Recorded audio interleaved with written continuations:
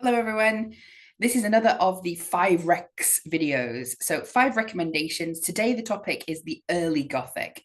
Now, I'm going to do another video on the early Gothic as well, because, well, basically, today's going to be quite basic. And I want to do another video where I can introduce some books that are perhaps less well known. But if we're introducing the Gothic, if you're wanting to find a starting place, these are 5 that I would really recommend kind of getting your head around, because they'll help you navigate the development of the Gothic and some of those key texts. So the first one is The Castle of Atranto by Horace Walpole. I've got it in this very cheap edition with 2 other books as well, but ignore those 2. The Castle of Otranto was published in 1764. It was the first novel to call itself a Gothic story. It's set in the medieval period. There's usurpations, there's false rulers, there's threats to sort of virtuous women running around the place. So there's a lot of the ingredients of what will later become the Gothic. But my warning is, if you're going in expecting this to be terrifying, scary, or even thrilling, you might be disappointed.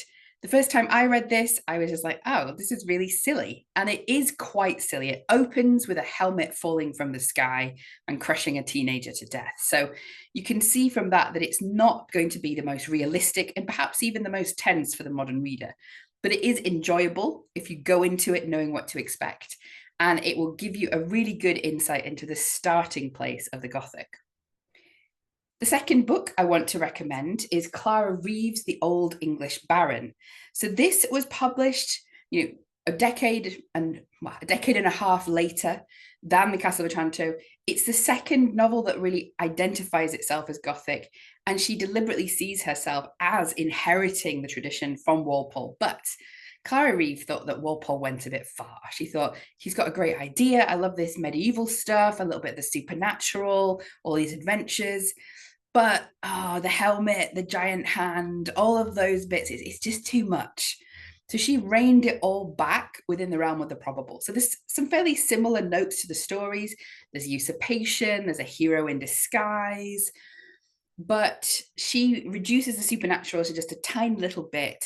And she also has quite a lot of the novel happening after a lot of the revelations have happened. And we see the process of, well, okay, a ghost has told you that you are the true heir, but how do we actually prove that in any way? Because ghosts aren't really allowed to be witnesses in court. The next one that I want to recommend is Anne Radcliffe's Romance of the Forest. Now, Anne Radcliffe is one of the most famous early Gothic writers, so you might have heard of her. Quite often people hear of the Mysteries of Udolpho first, because it's mentioned in Northanger Abbey by Jane Austen. It's never my recommendation. It's a much, much longer book. It has a much slower opening. This, I would say, is a much better introduction to Radcliffe's work. Either this or The Italian. So this is the one she wrote before Mysteries of Udolpho. The Italian is the one after. But this is the one for my money. It's got a virtuous heroine running around Europe, as you might expect, but it starts in quite a thrilling way. People running from the law, a moorland at night, a mysterious house, a girl just being kind of thrown at these strangers who then have to escape themselves, and they all end up living in an abandoned abbey. It's a great start, and it's a really fun book to read.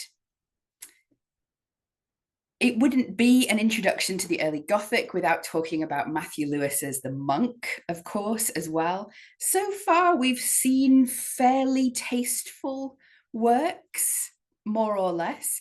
Body parts and sort of horrifying images have been kept to a minimum. Even in Horace Walpole, we've got a helmet crushing a man to death. We don't really see anything. Things change with Matthew Lewis as the monk. This is a very different story. It's actually multiple stories within one volume, but the key story is Ambrosio, this monk who kind of falls down this pathway of temptation, ending in all sorts of crimes, including kidnap, rape, and murder. And Matthew Lewis just kind of puts everything in here. So very excessive use of the supernatural, quite a lot of violence. It's also quite a lot of comedy. And there's also quite a lot of little songs in there as well. In fact, one of the songs from this became so famous that it was sort of regularly published on its own. So they are quite fun little reads as well. The last one I want to recommend, we're really jumping forwards into the 19th century, but I wanted to give you an idea of a sort of separate, not separate, a connected, but different tradition in the Gothic that arises in that early Gothic period. And that's the Scottish Gothic novel, The Private Memoirs and Confessions of a Justified Sinner by James Hogg. And a lot of people get put off by that title. I completely understand. I was put off for years, and then I read it, I fell in love, and this is probably one of my favorite Gothic novels of all time. I've also never recommended it unsuccessfully. So this is kind of very much in a Scottish theological tradition. It's interacting with Scottish theological elements, but don't worry, you don't need to understand any theology to enjoy this book. This is about a devil tempting a man and appearing as his double to do so and slowly taking over his life. It's a really interesting read because the story is in two parts. So you're seeing from different perspectives and piecing the story together slowly. If you only read one of these books, I kind of recommend this one because it's quite short, it's a rip-roaring story, and it'll give you a thirst for more James Hogg. Anyway, I hope that you enjoy some of these reads. Do feel free to put below some of the recommended reads that you would say in the early Gothic. Do you have one that you really love that you want everybody to know about? Do feel free, or please share your experience of reading any of these books. If you disagree with my recommendations, feel free to share. Anyway, goodbye and see you next time.